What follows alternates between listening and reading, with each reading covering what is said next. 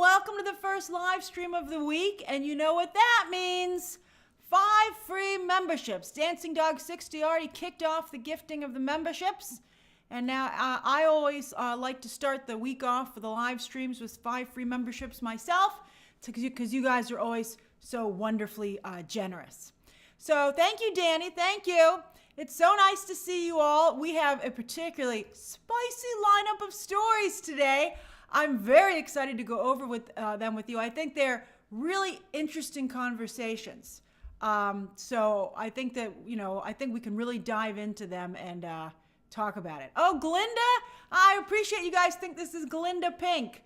I appreciate it. I actually just bought this shirt on, when did I buy it? Saturday. I was walking around, I walked by an Aloe. I don't know if any of you shop at Aloe, and I saw this color pink in the window on a number of items, and I was like, that's a great color pink. I didn't think that it was Glinda Pink. I should have realized that's why I liked it so much. And I found out that this is the second fastest selling color that Aloe has ever put out in terms of their, they do like launches. And so of all the things that they had, I felt this was the best for the show. And so I decided to pick it up, and I appreciate I wore it today because I filmed my companion review, which will go up tomorrow at noon when the embargo lifts. And I thought this was the perfect shirt for the companion review. And then, that's right, it's even got the thumb holes. It has everything I could ever want. All right. So that was just very fortuitous. So thank you very much. I appreciate it. And so I'm excited to talk about these stories. These are very, very interesting stories. In many different ways, actually. Okay, so story number 1. Here we go. Story number 1. Boop. Ooh, the AI controversy of the Brutalist. All right, so let's just really dive into it. So how did this start? Well, there was an interview done with this guy. Who the heck is this? Well, this is David Johnsko, who is an editor who works in Hollywood. And he happened to do an interview, Red Shark News. Red Shark News decided that they wanted to interview this guy. And he got, not a lot of people interview editors. And so he got very excited and overshared. I was talking to an industry friend of mine, and they said they would be surprised this guy might have a problem getting work in the future. Because I don't think he was supposed to talk about this, because it's created a horrible problem for the Brutalist. I think that it's knocked it out almost entirely of its awards chances. But we're going to discuss it. I know some of you vehemently disagree, and I look forward to hearing your thoughts, not only in the chat, but also in the comments down below. But before we talk about that, because you don't want someone blabbing your movie secrets all over the place, especially right when they're getting ready to vote. This won't affect the nominations, which for the Oscars come out on this Thursday, and I'll be covering them. But I think it's going to really KO its chances to actually win anything. And if I were the Golden Globes, I'd be like, Adrian Brody, maybe you should give me back your Golden Globe.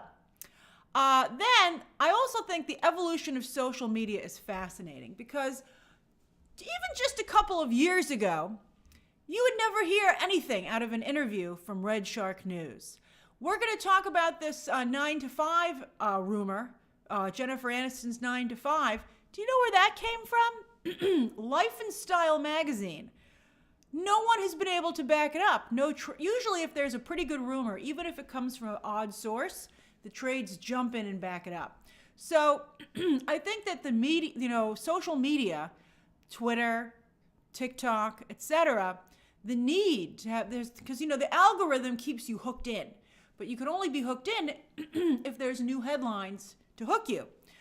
So I believe that that's why these interviews and these rumors from very fringe sources are able to have the impact that they do, because TikTok and Twitter don't care where the story's coming from. They have, I'm sorry, Twitter, for instance, has AI coming up with headlines, for what people are talking about right now.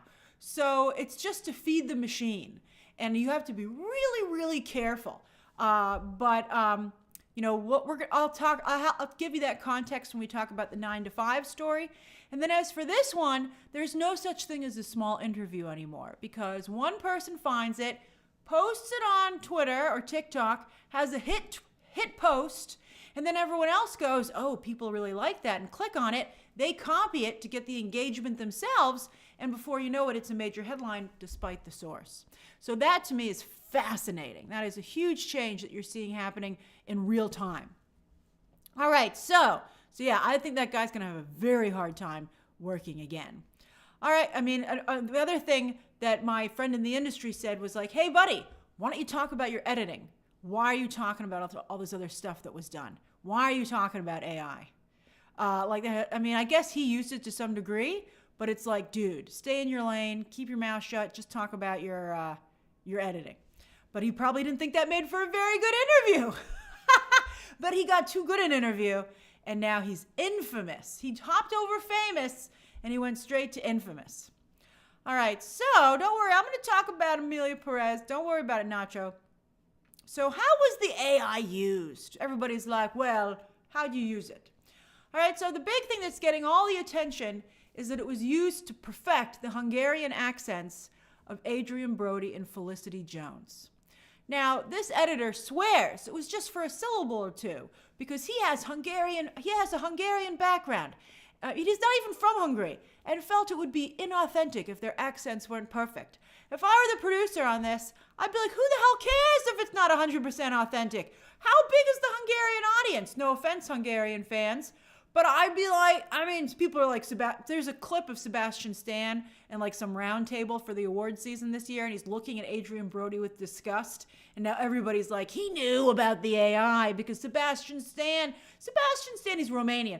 Sebastian Stan, spent barely any time in Romania. He doesn't have a Romanian accent, but I think it was funny that everybody said that's what it was. Sebastian Stan has incredible luck this awards season, and people are like, yes, he's fighting AI. He's probably just like, who knows why he was upset, or look at him, maybe just doesn't like him.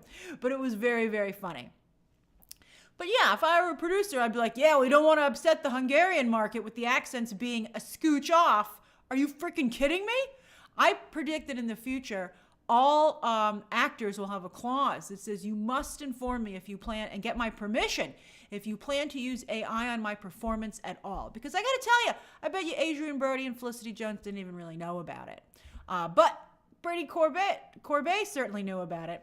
So that's pretty bad all on its own. Now here's where it gets real bad, okay? There's an architecture reel used at the end of the movie. I don't want to tell you where. They did use a dialect coach, Psycho, but apparently it still wasn't good enough. At least not to this guy. At least not to this guy's ear. He was like, oh, it's a little bit off. I'd be like, David, edit the goddamn film. Stop it, okay? But what really is upsetting to me is that this editor revealed that, and this is a different department. This is a different department. It wasn't the editor, but the production design team decided to put together, at the end of the movie, there's a reel of Laszlo Toth's work over his lifetime. And in that architecture reel of the work that he's done, the drawings and the buildings, they used AI to create that reel. And that to me is even more damning because of what the film is about. So first we'll talk about the fallout. So the fallout's been pretty bad. That's right, Kay Walton, I voted for this movie. I thought it was a great movie. It's still a good movie, but this undermines it to such a degree that you're just like, you look at it like Sebastian Stan looks at Adrian Brody. People are using the Homelander meme, from season 4 when he's looking at Firecracker, it's just perfect. All right, so the fallout. Oh yeah, that's right. There's fallout. So, Adrian Brody, I don't believe has actually said anything, but I do believe that his Oscar chances are kaput. Bye. But I wish he would. If the only hope for Adrian Brody is to say he had no idea, and the fact that he hasn't said that makes me feel like maybe he had some idea, right? Like when your immediate response be like, "SAG, Fran Drescher, come rescue me." Come over here and say how this is a violation of the contract that we just fought for months and brought the industry to a screeching halt and put so many people out of work. And in fact, some of them had to leave the industry across the board. Forget just actors. So I'd be like, this is what we fought for. But the fact that Adrian Brody hasn't said anything is pretty bad. So Brady Corbett, because I think Brady Corbett's like, I think Brady Corbett's career is probably done because, he's complicit in this. So Brady Corbett, he said, it was just used very little, he's like, it's a small thing. And he started to really kind of push the narrative that was emerging on social media that this is how a movie that was made for under $10 million could compete. Because I guess that's all that he really had to go with. And so we're going to talk about that. But I just don't think it's going to work. I mean, this is a litmus test. If the Brutalist still wins a lot of major awards now that this has been revealed, then it's open season on AI because, there's no punishment. If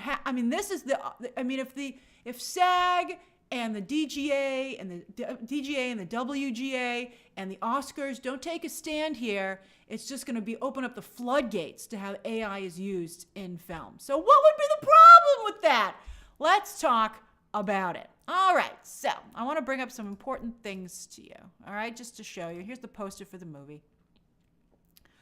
All right, so what's the problem? As I said, social media started to argue. There are some people who are extremely, like tech people, who are so pro-tech. They're so pro-tech that they often do so to their own detriment. But they're like, yes, it's the future. You just can't avoid it.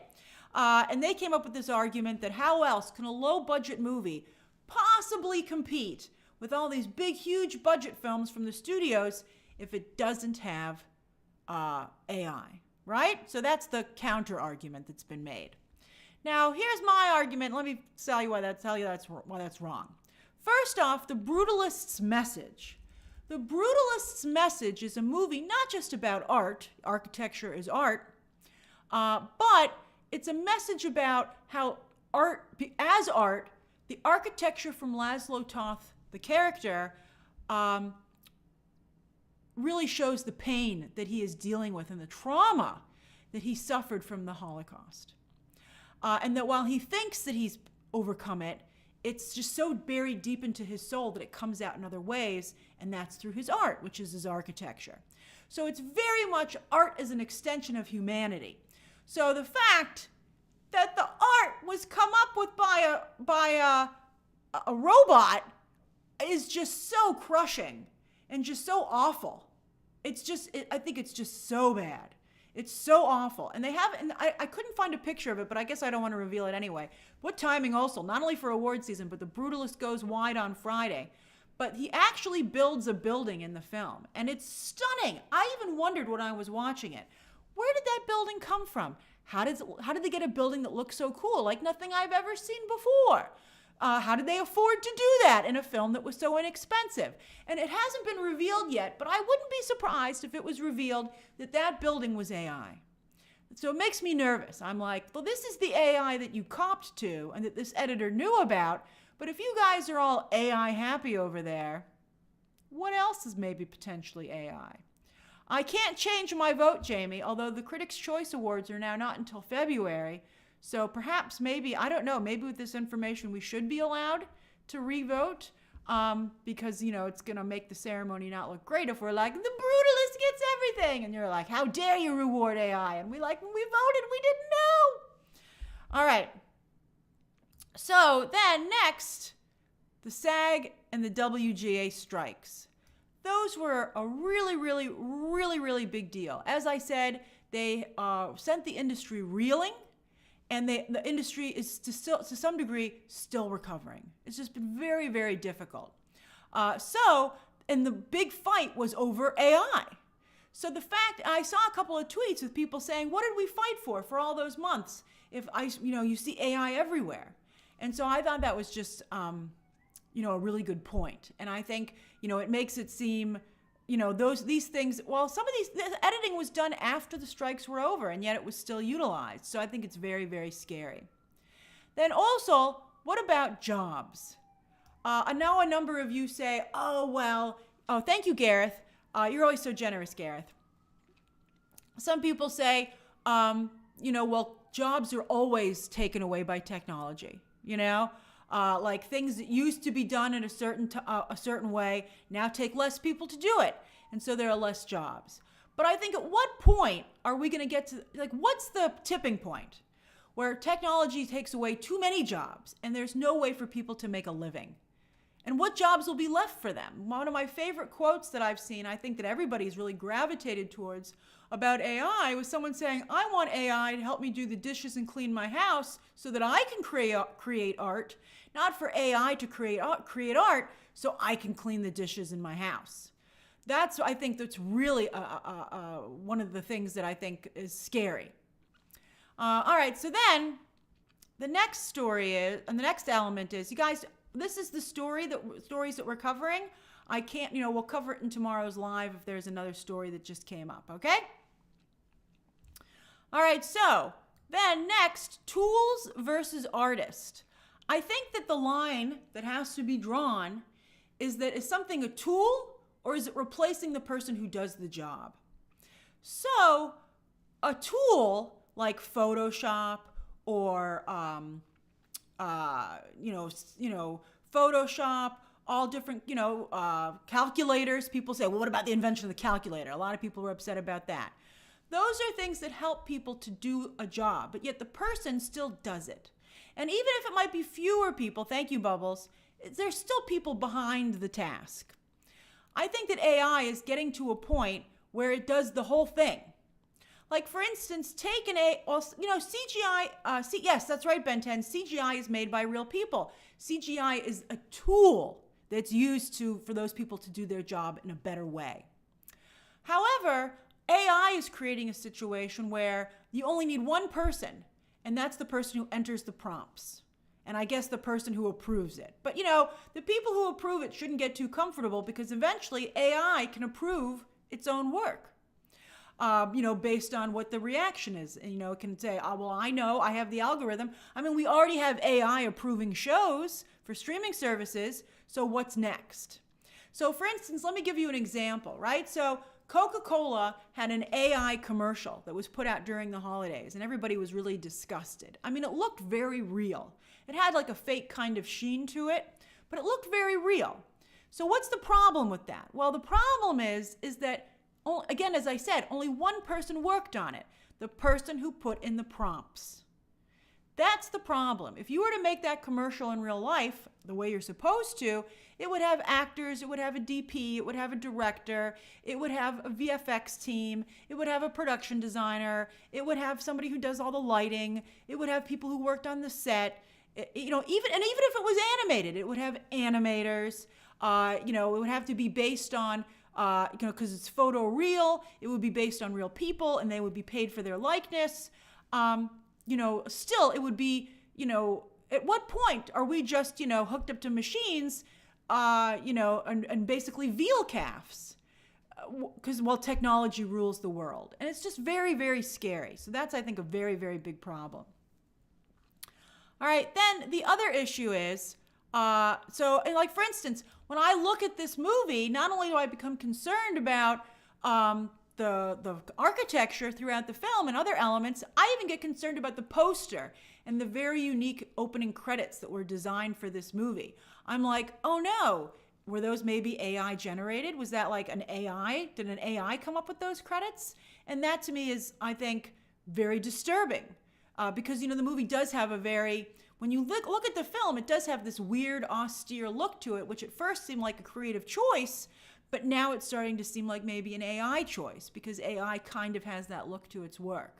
I saw a Bank of America ad the other day that seemed to also be an AI-generated image, which really shocked me. And I thought it was very, very disturbing. All right, so then Amelia Perez. Amelia Perez is like, why am I in it? Well, that's because it was revealed that for Amelia Perez, AI was used to have Carla Sofia Gascon's singing voice to enable her to hit certain notes that she otherwise was unable to hit, for, reasons that I guess we'd have to ask. I think in these delicate situations, you can't jump to any assumptions. But that, to me, I feel, is really bad. I feel that, I feel that would almost immediately disqualify her, because she's not doing her own singing. She's being helped by AI. And then also, it doesn't stop there for Emilia Perez. I'm seeing that there are now allegations of category fraud, with a number of Oscar voters saying, what are you talking about? Zoe Saldana is the lead. Carla Sofia Gascon is the supporting. And I guess Netflix just wanted to make a statement by putting a trans actress in the lead category. I'd be like, a trans actress nominated in either category is a win. Just that's the win. And I think the issue, auto-tune, Britt says, what about auto-tune? I think it would be very unlikely that someone who used auto-tune would win an Oscar or a Grammy. I mean, I don't follow music very closely, but I would think that would be equally abhorrent. I mean, you might have a hit, but nobody's going to award you for it. Certainly not for your vocals. But the category fraud issue has become another problem. And don't be surprised if when the Oscars are announced on Thursday, the nominations, there are rumors that potentially the voters might switch the categories on their own. And you could very well see Zoe Saldana nominated for lead actress instead of supporting, where I think that would be very interesting. So we'll see what happens. All right, then basically the 2025 Oscar race is becoming very, very aggressive. There is a lot of drama with movies being taken out left and right. Anora has huge problems because they decided, I believe they didn't use an intimacy coordinator, or Mickey Madison didn't want one. But, that film is, that messy. That's right, Rob. Messy is the right way to describe it. I think that, that's right, Mary. This is how Conclave and maybe Wicked can win. I loved those movies, so I'd be happy. But yeah, I think that there's just, I think that, unless some horrible headline comes out, I'm sure those productions are holding their breath. But, everybody's starting to sling dirt at each other to try and minimize their chances, especially because there's no big frontrunners. Zeke says Mickey Madison didn't want an intimacy coordinator. Well, I have to tell you, she's a very young actress, and I don't believe that that's a call that she can make. And I really don't believe it's a call that any single person can make. There's not one person involved in any of these sequences. And I think that even if the actor doesn't want it, I think that it's not professional not to have an intimacy coordinator. And I also think that it's not only is it the right thing to do from a moral standpoint, but legally, I think that production companies really, and I think that's why another reason that people feel that it should be there, because thankfully everything seemed to go okay on Anora. But who knows how people who were in that movie might feel a couple of years from now. You just don't know what could happen. And so I think it's really important to have an intimacy coordinator there, not only, again, because it's the right thing to do, but for the production to be covered and to really feel that they went about this in the right way. Danny, thank you, Niall. An intimacy coordinator is something that's a new job in Hollywood, where somebody is hired almost like a stunt choreographer to some degree, but there's psychological aspects in it as well. And they choreograph and they discuss the scenes and how they're going to happen. Some actors have spoken out about them because they're like, let's just do what happens naturally, baby. But the whole point is that it's not a natural scene. You're not actually doing those things. Of course, there have been rumors in the past of those things actually being done on film, which has made some films famous and or infamous. But this is simulation. I think it's extremely important to have these discussions in advance to get the approval. Yeah, the spicy sequences, Lloyd. To get the approval of the participants and to make sure that the cast and the director and everybody on the set are respectful. Very, very important. Like an intimacy coordinator, for instance, would never allow James Gunn to record that sequence like he did. They would be very respectful and be like, you can't do that. And so I think that's why, people get caught up in the moment. People are human. And that's why you need an intimacy coordinator. I think it's extremely, extremely important. And so I think nobody wants to reward a movie that didn't use one. All right, so everybody, thank you so much for this first story. Let's take a moment to answer your questions and look at some of your comments before we move on to the next story.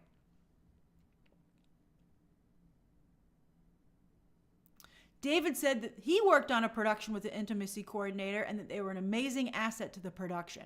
Yeah, at first I think it does seem, you're like, oh, that seems crazy. But I think when you really think about it, again, this is like, I told you the other day how much you guys have helped me, and you've helped me become more,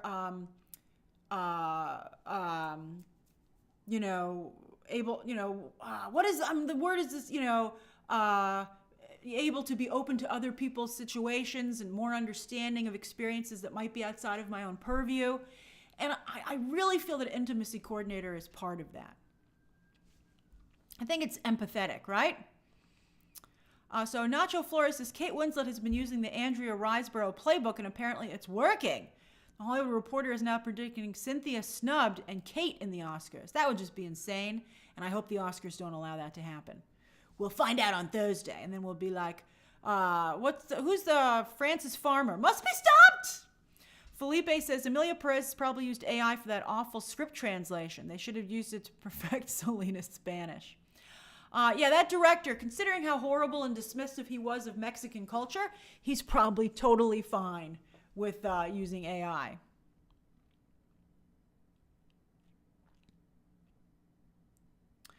Twas with Sigh says, Grace, do you know if Cynthia Erivo is nominated for anything? She's my favorite actress of 2024, but I don't keep up with noms. She's doing very well. I don't know about her chances of winning anything, but I think she's doing very well. And I think I would be shocked if she wasn't nominated for an Oscar. I mean, she is an actress of color and an LGBTQ actress in one of the biggest movies of the year, where she's the lead. She knocked it out of the park. She sang a song live while filming. She didn't have to ADR it while she was in a harness with wind blowing in her face and being thrown all over the set, and she still was able to sing and hit all her notes and hit all her visual cues. So if she's not even nominated, I think the Oscars should be called out for it, and I will do it. Paul says, do you think the Academy will even care enough to not give The Brutalist any wins? They better care, or there's going to be a bunch of machines in a couple of years being like, oh yes, excellent, I'm very happy that film won. What's that machine wearing? That's what we'll be reduced to. Is that machine well dressed? Who the F cares? It's a machine. All right, Sib's review says AI isn't even usually good for creative stuff right now. Secret Invasion, anyone? Yeah, those credits were hideous. All right, let's see here.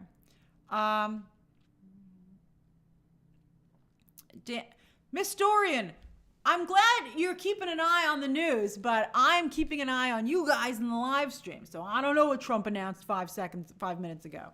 Hey, Adam says, do you think the Brutalist will win anything with this revelation? I'd be really surprised if it wins anything. I would be disappointed if it won anything. I mean, there has to be consequences for the actions. I mean, it's the whole fate of the entire industry. Vanille says, sorry for asking out of order. Deadline. Well, we'll talk about that tomorrow. We're not going to talk about, we're talking about the stories that were picked.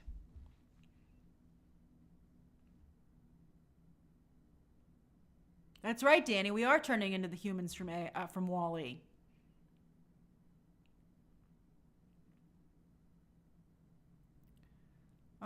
Elise says, who's the front runner now? I have to see the nominations. I have to see who actually makes it in. But it's, again, it's still at this point a wide open race. I think Nicole Kidman's fallen out. I think Angelina Jolie's fallen out. But I don't think there's a clear front runner. Evan Money 2 says, hi Grace, how do you honestly see AI being used as creating actors in the future? I'm not watching an AI actor. I'm not watching anybody who's AI. I think my time's too valuable to watch someone who isn't a real person. I don't want to. There's a creepy Alexa commercial where Alexa, they're like, talk to Alexa. Are you bored? Are you by yourself? Alexa will talk to you. And I'm like, but it's a robot. You're not actually talking to anybody. Go outside for the love of God. And there are a lot of people online who are real who want to talk to you. All right, so I want to talk to you. I'm a real person. It's ridiculous. Let's see here. Saud says, as a producer, I had a case where my actors didn't want an intimacy coordinator, and I had to. Good for you, Saud. I'm glad you did the right thing. Tina says, Cynthia's comment with the black community is a problem, and everyone won't be rooting for her. I thought it was an issue too. That's been something that has really plagued all of her films up until now. It seems to have melted away. And you know what? I hope everybody can grow and improve. I don't know if Cynthia Erivo needs to be canceled for that forever, as long as she's changed. So I hope, I hope she takes the opportunity. I mean, if it is brought up to her, to say that she's changed and she realized that she made a mistake there. And she doesn't even have to do that. But just as long as she changes how she presents herself and how she talks about the American black community going forward. I mean, that's my take on it. Of course, it's up to the American black community to decide what to do. But I do believe that there has to be, except for the most egregious errors, where actions are actually done, there has to be a way to work for people to work their way back. I mean, I would hope so.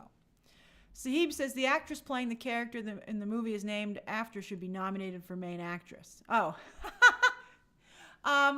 No, I don't agree with that with Amelia Perez. Hey, thank you, Wiki Nomad.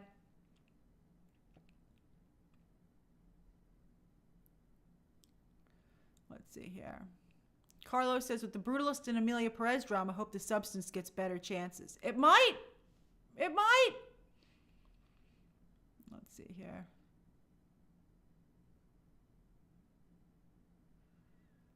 Let's see here. Astronomy, the Snow White movie looks very AI, but I think that's just a weird creative choice. I mean, we'll find out. I mean, you better believe someone will find that out, I think, if it's possible. And let's see. And I think, that movie has enough problems. They better be like, oh, I hope Snow White's like, I hope nobody used AI. Okay, I think we're ready for the next category, Danny. I think you're right. Okay, so let's move on to the next story. All right, this is an interesting one. Story number 2. Boop. Okay, so as I said, Life and Style magazine. What? I think I've seen it in a Duane Reade or the airport here and there. It's always the one, like the janky one under People and Us Weekly, and you're like, you look at like the pictures on the front, and you're like, oh, and then you're like, but what is this magazine? But I think, it's Life and Style magazine, and they swear they've got a scoop. And so a lot of people started picking it up because, again, as I said, everybody, it's very clickable. Even I picked it up. But I have something of intelligence to say about it. Okay, because it's very slow right now. So here we go. Danny Dunphy, I'm glad you like my Duane Reade New York reference. Every New Yorker knows what Duane Reade is. All right, so let's talk about this. Let me get my arrow. All right, so what's going on here? So yes, it was confirmed by very reputable sources that Jennifer Aniston is doing a remake of 9 to 5. She is producing it. No word on whether or not she'll appear in it, but she's definitely going to appear. She's definitely going to produce the film. So that's correct. All right, so Life and Style magazine said, oh, somebody talked to us. And you're like, what? So a Life and Style magazine said that they got a scoop, and a Hollywood insider told them that Jennifer Aniston wants to cast Zendaya, Sydney Sweeney, and Ariana Grande. All the people who are very clickable and who have a lot of fans, and you're like, oh my God, it's the Avengers of Twitter. All right, so that's that's one of the reasons it got a lot of attention. Oh, some of you don't know 9 to 5. 9 to 5 might have been briefly turned into a musical on Broadway, but 9 to 5 is famous for one song, and that's 9 to 5 by Dolly Parton. It's actually an incredible song, very, very good song. Got a lot of twang to it. I highly recommend that you check out the song. It's one of Dolly Parton's greatest. Now, what the story is about, it was made, it was a women's movement film made, it's a comedy. I think it was the 70s or early 80s. But anyway, it starred Jane Fonda, Lily Tomlin, and Dolly Parton in one of her actually only acting gigs. Is it on Disney Plus? That's funny, Ironisa. You know what else was on there? Something Business with Lily Tomlin and Bette Midler. Does not hold up, let me tell you. When Disney Plus first came out, I was like, oh, I remember watching a VHS of that when I was growing up. So I went and I looked at it, and I was like, oh, this is not good. Oh, yeah, Big Business. Thank you, JLo 1972. All right, so anyway, and Dabney Coleman. Dabney Coleman. Mwah, R.I.P. Dabney Coleman. He made some fantastic movies over the years. And Dabney Coleman played their really misogynistic Me Too boss who kept harassing these 3 women who worked for him, so they decided to kidnap him. And when this remake was first announced, I was like, Jennifer Aniston, how are you going to make this movie in today's environment? I think it would be very, very difficult. That's right, Chloe Wildner. How was Miley Cyrus not in this film singing 9 to 5? It seems like a huge oversight to me. Who would sing 9 to 5? It would obviously, I guess, in this lineup be Ariana Grande. All right, so here's what's weird about it, okay? Is this 9 to 5 or Charlie's Angels? This casting to me is very Charlie's Angels. And what makes it very Charlie's Angels? There's no Lily Tomlin person. Who is the Lily Tomlin of this group? Maybe Zendaya? If she's in MJ mode from the Spider-Man movies? Hey, welcome, Liam. I'm not sure who would be the Lily Tomlin here. You need someone who definitely appeals to women, who makes this more serious. And also Jane Fonda. Jane Fonda is a very interesting actress. She made a lot of light movies over the years. But when the time that she made this film, she made a lot of dramas like Clute and stuff like that. And I think this is one of the first times she made like a comedy. So while Jane Fonda might be considered light and bubbly today, she was still taken somewhat seriously at this point, and this was a pivot for her. So to me, I worry that this cast is more, again, as I said, Charlie's Angels than it is 9 to 5. And also, if I wanted to talk Jennifer Aniston out of maybe this entire endeavor, but certainly out of this cast, I would say, remember Elizabeth Banks? In 2019, Elizabeth Banks decided to make a Charlie's Angels remake. And I have to say, I saw that film and thought it was not that bad. It was enjoyable. It was like Craven. Yeah, it wasn't great. It probably shouldn't have been made, but it was highly watchable. And I thought it featured some very nice performances from these actresses. But it almost totally ruined Elizabeth Banks' career, and just nobody wanted to watch it. And I would argue with you, the only way that you could maybe make this work today is if you changed Dabney Coleman's character to a female boss who's mean. But who wants to watch 3 women kidnap another woman unless it's like on an XXX site? Nobody wants to watch that movie. You're like, I have no audience for this. So you have a real problem here. So, I'd just be like, look at Elizabeth Banks' career. Why would you make the exact same mistake? That's what I would say to her if I were her agent. All right, then let's go through the actresses who are being considered here. All right, so here we go. All right, so let me get bigger pictures here so you can see. Here's who's being considered. And then here's the original movie, just so you get a little bit of a better vibe for it. So first I want to talk about Zendaya and Sydney Sweeney, because Ariana Grande deserves her own special category on this. So Zendaya, I'll be honest with you. This is beneath Zendaya. Zendaya is too forward in her career. She's already won 2 Emmys for Euphoria. She doesn't need this movie. And that's a good point, Elise. They're very young. And also, secretaries don't exist anymore. So what would they be, like assistants? I'm not quite sure what job they would have. So it's difficult. So yeah, and also this article, by the way, admitted that these actresses are booked so solid that this movie couldn't be made for at least a year. So they kind of refuted their own scoop. But yeah, Zendaya, I don't think she'd even read the script. She's too busy. She has too much going on with her time. Yeah, that's right, Heather. But then wouldn't they just be ripping off The Devil Wears Prada, which of course has the sequel coming out, with a female boss, by the way. So yeah, they already did that with, Anne Hathaway and Emily Blunt fighting each other. So yeah, it's beneath Zendaya. It would be ridiculous for Zendaya to do it, and I don't believe that she ever would. As for Sydney Sweeney, I gotta say, she's not a bad choice for this. I think, it is a horrible Bosses ripoff, J-Lo, which, by the way, Jennifer Aniston appeared in. But yes, it's not a bad idea for Sydney Sweeney, to be honest with you. If I were Sydney Sweeney, even if it wasn't true, I'd call up Jennifer Aniston and be like, hilarious! But you know what? It's not a bad idea, Jen. Send me that script. So I think she's not a bad choice, actually. And then Ariana Grande. It's absolutely ridiculous that she would do this movie. I give it a 0, okay? Here's why. First off, her singing ability is not a match with the material. She's not a good choice to sing 9 to 5. So I think right there you have a big problem. Second of all, who the hell is Ariana Grande going to kidnap? She's so tiny. She'd have to be the mastermind, but that's not her shtick. Ariana Grande is really, really good at playing, the Marilyn Monroe, like the very, the bubblehead, but, surprisingly smart. And she's extremely good at it. So, and also, I told you, we all agreed she should be doing a Audrey Hepburn biography. We decided for her. Go do it, Ariana Grande. What are you waiting for? That's right, Miley Cyrus And although if you have Miley Cyrus, you don't need Sydney Sweeney. I think they're too similar. So yeah, and also Ariana Grande is coming off of Wicked. She isn't going to be an Oscar-nominated actress probably, unless something horrific happens on Thursday.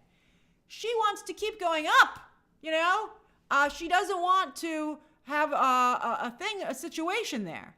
So that's how I feel about what's going on with Ariana Grande. I think she's not going to make this movie. I think that it's not at all a good next step for her. She certainly doesn't want to be part of another ensemble, right? I mean, she's proven she can act. She had the safety net of an ensemble on Wicked. I think, she's got to, keep it going. Keep it going. So that's how I feel. So, yeah. So, what do you guys think? Keke Palmer, Chris, is a good idea. Oh, let's call Jennifer Aniston. That's an excellent idea. Keke Palmer would be fantastic in this. Oh, and if Keke Palmer wants to take you, she will. I mean, I think her boss should be very afraid. I'd be like, oh, what kind of stupid boss would upset Keke Palmer? Yeah, and she's coming off of a #1. I think she'd be a great choice. Although, again, I'd be like, read the script, Keke. If it's going to make guys upset and just be something that, like, upsets people and, like, causes all these toxic channels, I think that would be just a disaster. So, yeah. I mean, I personally wouldn't remake this movie. I think it's a bad idea. So, that's my thoughts. All right, so any questions and comments about this? Jen, Yvette Nicole Brown is very funny, but I think she's a little bit aged out of this, Lloyd Lester, Lashana Lynch would be actually interesting. But again, it has to be someone who would play an assistant. Or maybe not. I like Lashana Lynch a lot, but she sure has bad luck at the box office. Makes me nervous.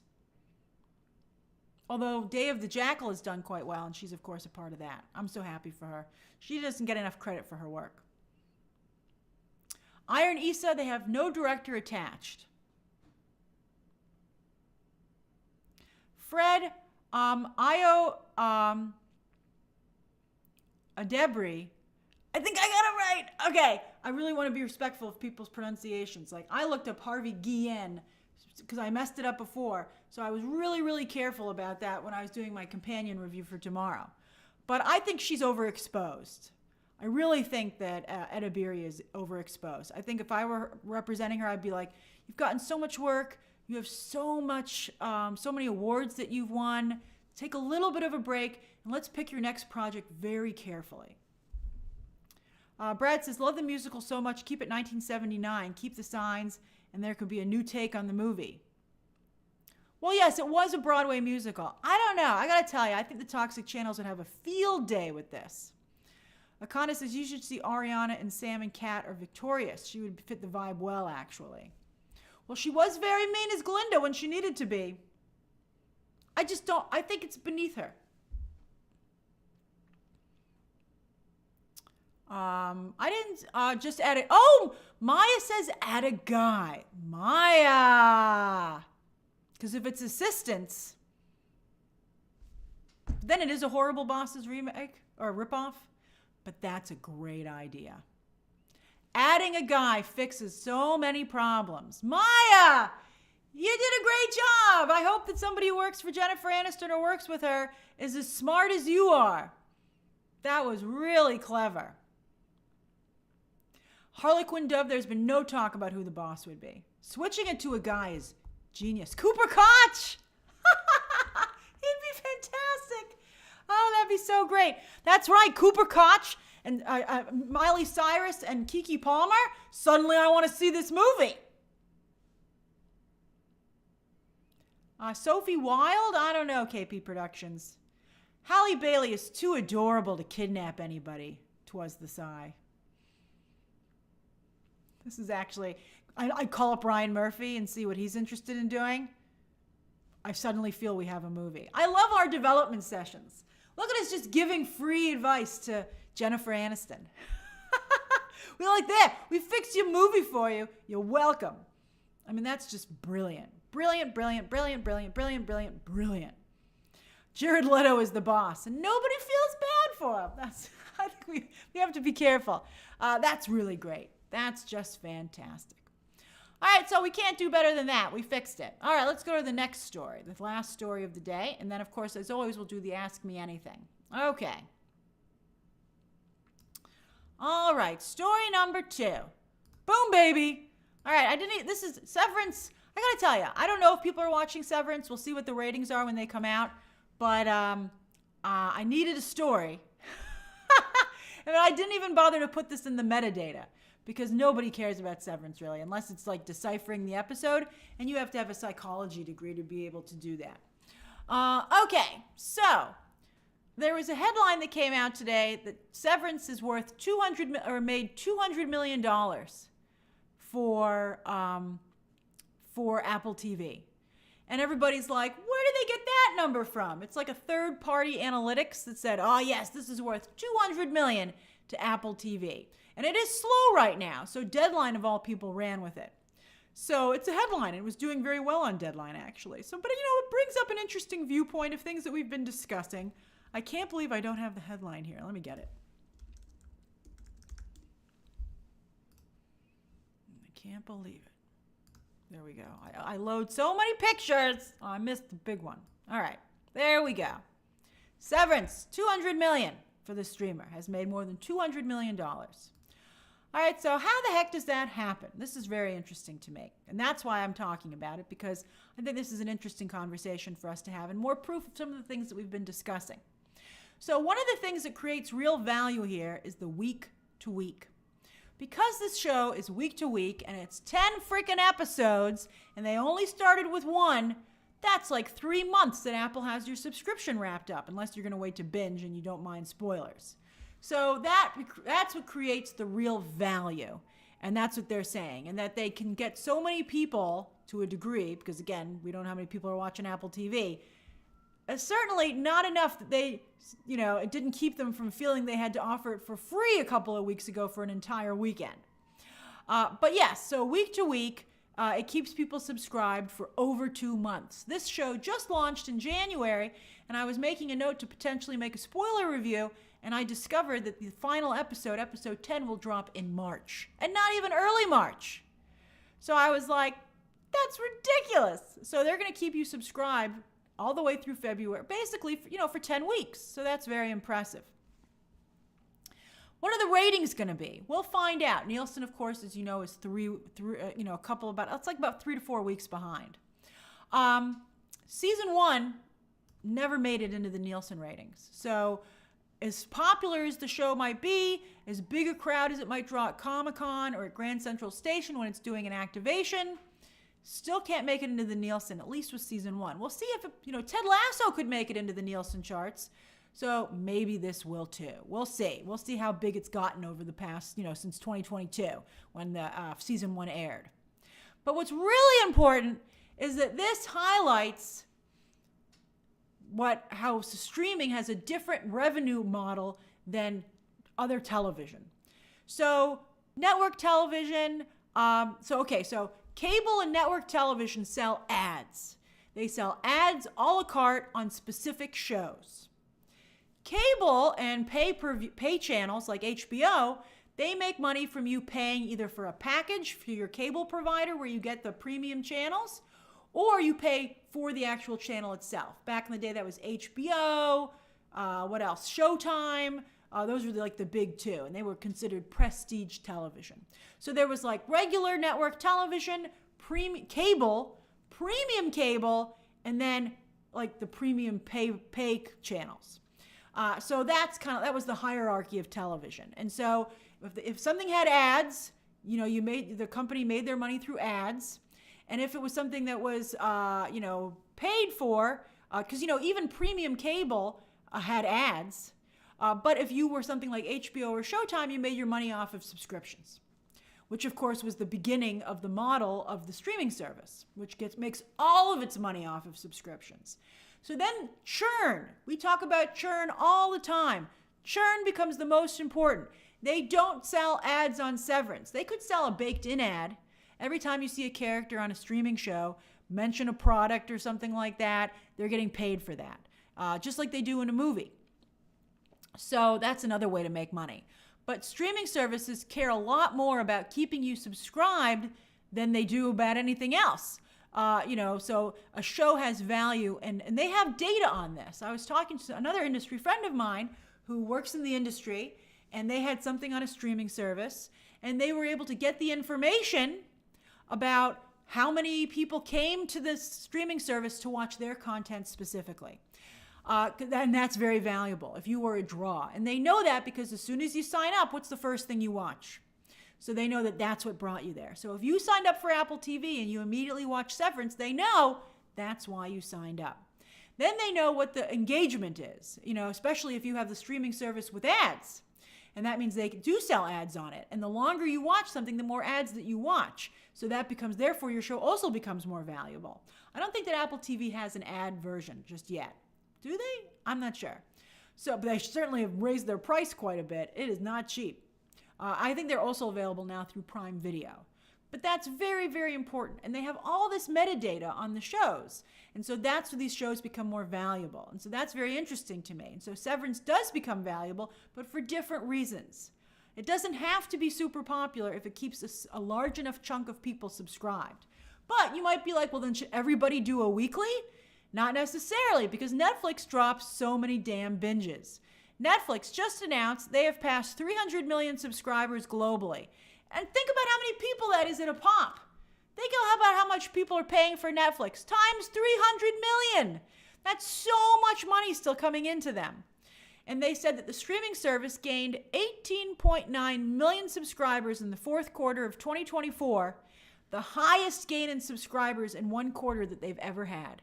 So whatever dropped on Netflix in December is responsible for that. Squid Game Season 2, Carry On, The 688. Anything that dropped in December that brought people to the service, some of the comedy specials perhaps, is responsible for that number. And Netflix might not do weekly, but Netflix makes up for weekly with, quantity. You can argue quantity versus quality as much as you want. Oh, that's right, football. Thank you. Yes, football. I'm not quite sure. I think the Tyson fight was that during? Yes, I think that was during fourth quarter. So sports. I think WWE didn't start till 2025. But yes, sports. Thank you. That's totally true. That has really boosted Netflix significantly. That's amazing. And that's right. Let's give Mariah Carey and Beyonce their flowers as well. So that's really, really incredible. All right, so I just talked about the Netflix update. All right, so then let's talk about the fact that Apple TV needed a win. They desperately needed this win because not only they've been very embarrassed with money. So I have 3 huge flops down there that all cost $200 million to make, the studios that ended up distributing them. Killers of the Flower Moon, Argyle, and Napoleon. And then, of course, Fly Me to the Moon, which was an excellent movie. I don't know why it cost $200, or didn't cost $200, but it cost more than it should have. That's because there's no back end on these deals. The stars get all their money up front, so they get more. That's right, Wolves. Thank you. That's right, Britt. Wolves, the George Clooney, Brad Pitt movie. Horrible flop. So they've really been taking it on the chin. So they really needed to be like, well, we might be blowing $200 million, but we're also, getting it with Severance. So we have a lot of money coming in. But then here's the other thing. Even beyond that, can they finally start winning some awards? Apple TV wins awards here and there. They do okay in the award space. In fact, I believe Coda was an Apple TV movie, in fact, the first streaming movie to win Best Picture. But it hasn't helped their viewership, their subscriptions. But they would like to win some awards. Where's their hot show? Where's their hot show that everybody's rooting for during, the Emmys? Oh, that's right, the morning show and Ted Lasso. They had a good run, but they don't have anything right now. Will Severance be that new show for them? The first season of Severance got 14 Emmy nominations, but it only walked home with 2 for, I believe, some kind of opening credits, the sequence, and some kind of music thing. Very, very small. They didn't win any major awards, and nobody was really rooting for them. Nobody was like, Severance got robbed. So I think they're hoping to have a better showing with season 2. So they have, Denzel, they got a lot of great content, but they don't have another Ted Lasso or morning show. Where is that going to come from? And I think they're hoping that Severance will be that show. All right, so does anybody have any questions or comments about this story before we move on to the Ask Me Anything? Danny says, because no one is watching Severance. Well, we don't know for sure yet. I have to wait for sure. I mean, it's, it got a lot of attention on social media, although we know that means nothing these days. So let's see what the Nielsen ratings are before we actually say that. Britt says, do you believe that number?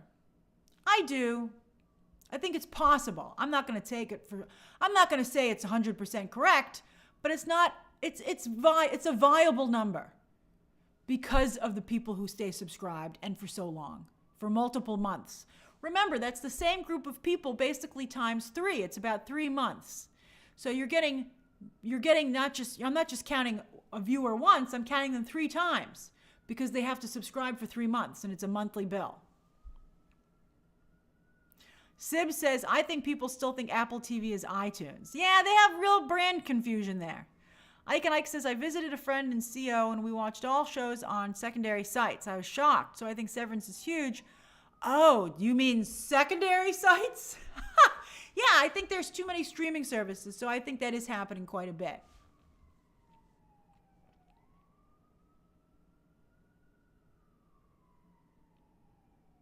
Rob Wall says, what's Severance best chance at an Emmy win? I would say there are so many hot shows. I think it might get nominations, but I think its best chance for a win is like, I'm sad to say, like Ripley, like for directing and writing for an episode. Like Ben Stiller might win, something like that. Adam Scott, he has such strong competition. I think he can get, if he gets nominated, that would be huge for him. If he gets nominated again. But I think their only good chance of winning up front, maybe production design. But I'd like to see them, I think, again, lots of noms, hopefully. And then I think they're going to take home something in the writing or directing section. I haven't watched Foundation. Miles says, maybe Severance is the new Succession. That's the thing. There's so much good TV right now, so much good streaming. You got to find the right space. And you got to get there at the right time to plant your flag. To be like, I am the hot show. It was Severance. For a while it was Game of Thrones. Then it was Severance or something. Then it was Succession. And now, The Last of Us has been waiting in the wings. The White Lotus, right? That was the hot show for a while. Because you have comedy and the drama categories. That's right, Euphoria. You got The Bear. The Bear has overstayed its welcome. Hacks, Ted Lasso. You get this momentum and you're the hot show. And Shogun. Nobody else can compete. No, Fallout hasn't made it work, at least, because it isn't winning anything. Veep back in the day, that's right, Veep. I think these runs last for too long, though. Hacks had its time. It's time for another show to get to step into the limelight. I feel very strongly about that. Riverdale never had a thing like that. I don't think Stranger Things has either.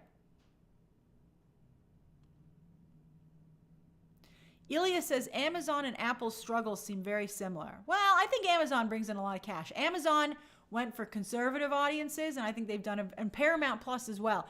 Amazon and Paramount have gone after conservative audiences, and I think it's benefited them substantially. That's right, The Crown. Marco, I hope The Boys' time comes. I hope season 5, because it's the last season, although cry that to Better Call Saul. It's like, buddy, they don't care about your last season. All right, I think we're ready for the Q&A, because now we're just listing great shows.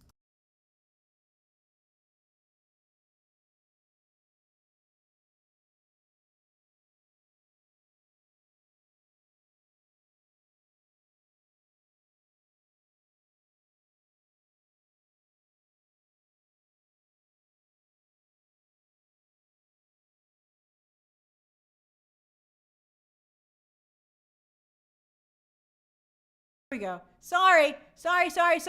I'm back. I turned off too many things. I was like, click, clear the board. And I cleared too much. All right, let's go to the Q&A. I apologize. All right. Q&A. Don't ask me about stories that are good for tomorrow's live stream. No, I need stories for tomorrow.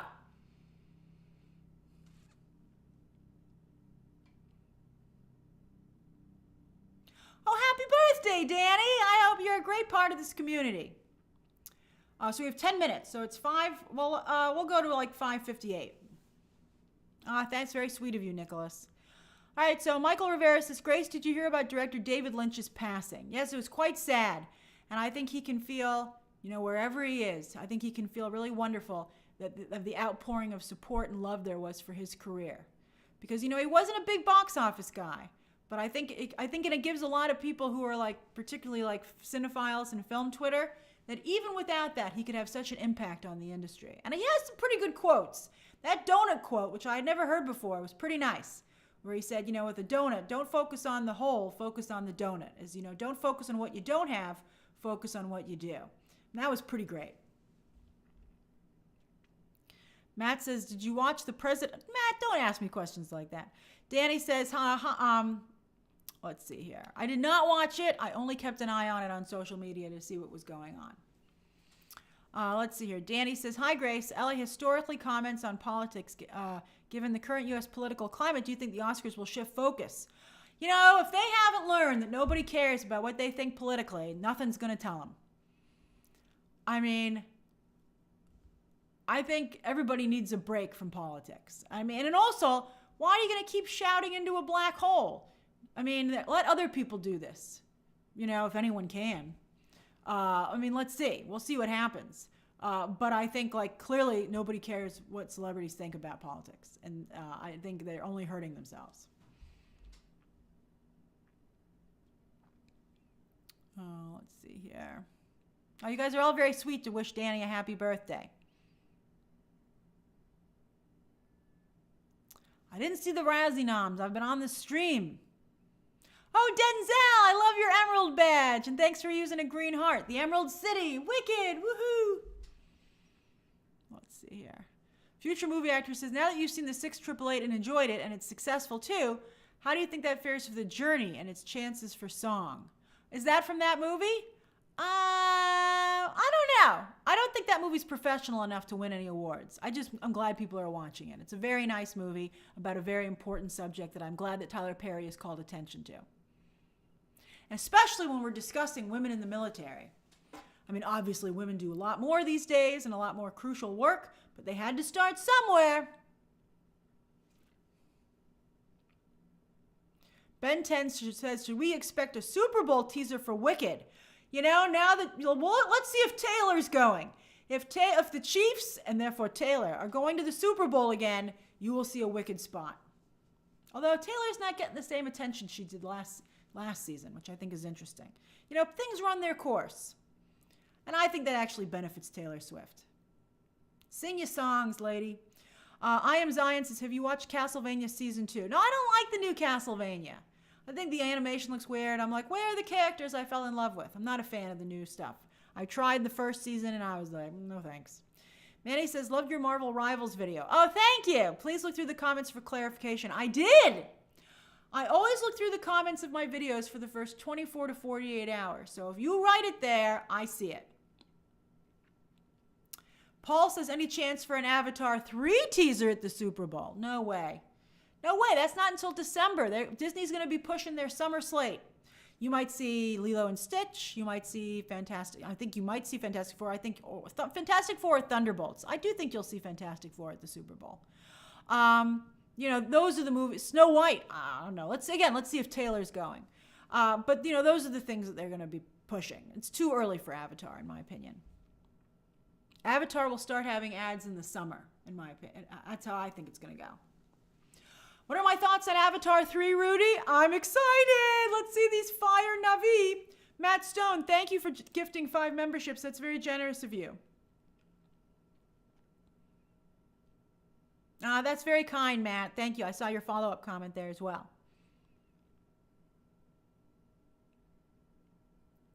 Future movie actor, I know isn't Diane Warren always a bridesmaid, never a bride when it comes to winning an Oscar for Best Song? I'm telling you, that film just isn't high enough quality from a filmmaking perspective to be an Oscar-winning film. I'm very sorry. I advocate for people to watch it. I enjoyed it. It's not like a professional movie, I'm sorry to say. Even though Susan Sarandon's walking around there playing Eleanor Roosevelt. Oh, Mystic, I agree. Avatar at Comic-Con. That's where they'll start with Avatar, I bet. AJ Jones, you got up to 60 months. I love it. Oh, do you get any more I have to come up with some new gemstones. You guys are, I gotta dig deeper in the mine. I gotta, in a mine, to talk about Snow White. I gotta dig deeper for some new gemstones. I will try and come up with some new ones, AJ Jones. You guys deserve it. Adam Sphere says, oh, thank you for gifting a membership. I'll come up with something. Thank you, Ryan K. That's very kind of you. Sahib, did I miss your super chat? Let me go look. Sahib says, do you think the Fantastic Four trailer will end with a Doom teaser? Nope, it better not. If it does, they have no faith in that movie. The first teaser? It would be so embarrassing. It would be very embarrassing if that was the case.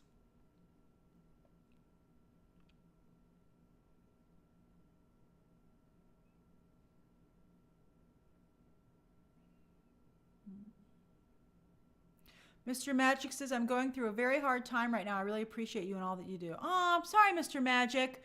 Just remember the very famous age-old saying, this too shall pass. You just got to keep putting one foot in front of the other, sometimes emotionally as well. Sahib says, Baldoni has released footage disproving Lively's allegations. I saw that. Maybe it was you who sent it to me. Somebody sent me that video. And just because she's smiling and being nice to him, they're filming. She's supposed to be in love with him. Yes, it is shocking that Blake Lively's that good an actress. That's Baldoni's counter. He's like, we all know she can't act. She loves me. Yes, she's acting. She's acting in that scene. I don't think it shows anything. Or it's just small talk during the scene. If anything, it shows you how that kind of a scene is shot. Orlando says, hi, Grace. Are you going to review Opus movie with Ayo Abiri in March? Maybe. I have to see. It is too early to tell.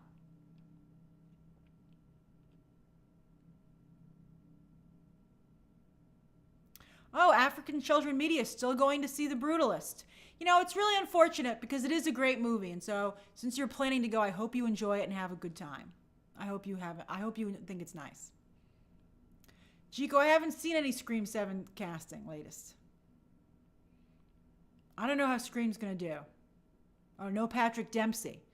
I'm not a Scream head, so I'm not like, no Patrick Dempsey. Although I think Patrick Dempsey, I wonder if they cast Joel McHale instead of Patrick Dempsey just to insult Patrick Dempsey for not signing on. They're like, who is a Patrick Dempsey equivalent? I know, Joel McHale. And Patrick Dempsey's like, are you kidding me? That's so insulting. Oh, I know they're Scream heads. I'm very aware of the fandom, and I respect them. I respect the fandom.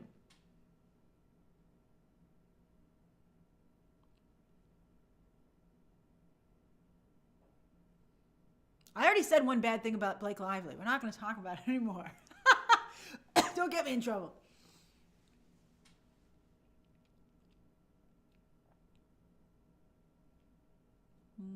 Yes, Nicholas, a lot of good memes and video came out of the inauguration. I will say that's true. Even politics is becoming a silly, weird place. You wouldn't think that the inauguration would be a meme and GIF farm, and yet it was. It was a gold mine. Oh, my pleasure, Mr. Magic.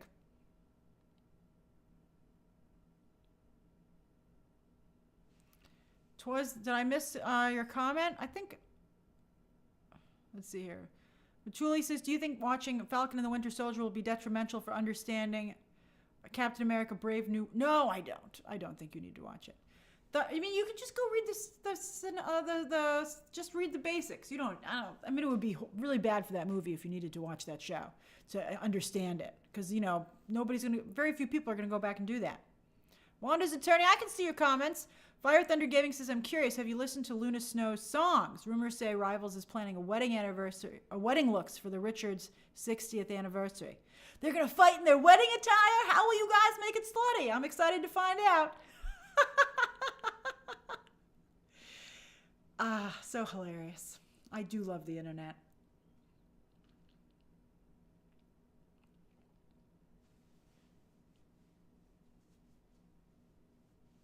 Nope, it's 5:58. Okay. All right, let me just say some shout outs. How you doing? What's going on? Where are you so I can say hi?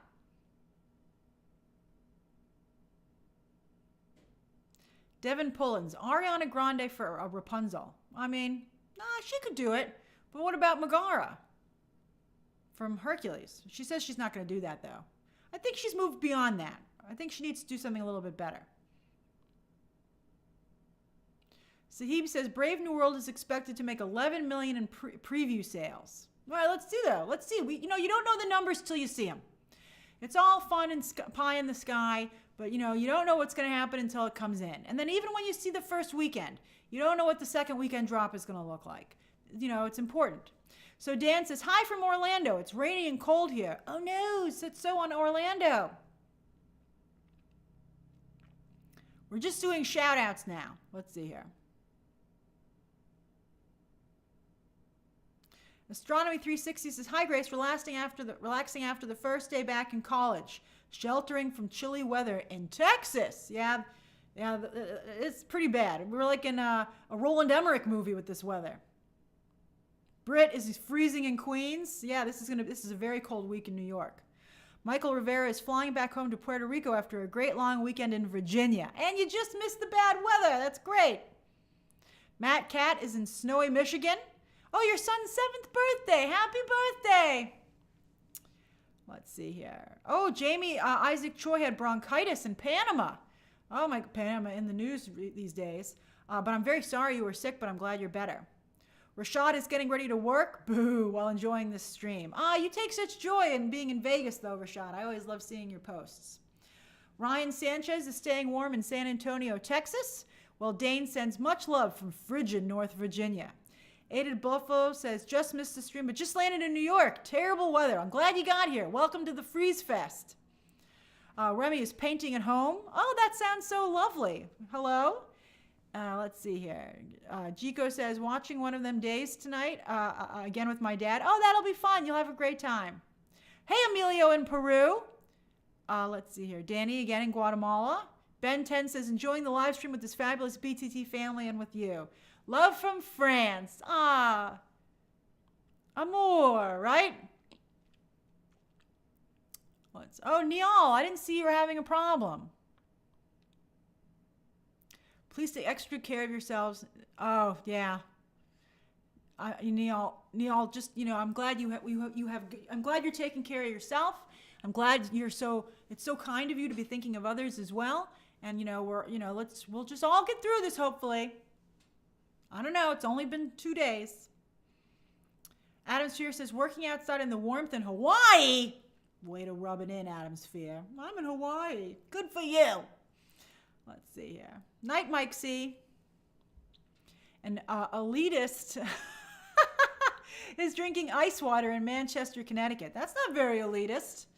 That's funny. I hope there's a lemon in it, at least. And it's in a nice glass. Psycho is watching the snow fall while having their dinner. Oh, that sounds very lovely. I'm glad we're keeping you company while you have your dinner. Danny, I'm not falling for your stuff again. I think you're that person who does that stuff. No. Mystics is finally getting around to watching Nosferatu. That's right. It's on digital today, as we discussed on Movie Math. I think you're going to have such a good time. And thank you for making my spoiler review a part of your experience. I hope you enjoyed. I had a lot of fun covering that movie. And Mikey Brace is resting my foot after hurting it in Manchester, UK. Oh, no. I'm glad you're taking care of yourself. All right, I better go. I got to turn my heat on, and I got to work on that companion review. That review embargo lifts at 12 p.m. Eastern Standard Time tomorrow, and my review will be ready. All right, everybody, and we'll do a live stream tomorrow as well with many of the stories that you asked to see covered, discussed in their own right tomorrow. Okay, everybody, bye-bye. Bye-bye, bye-bye.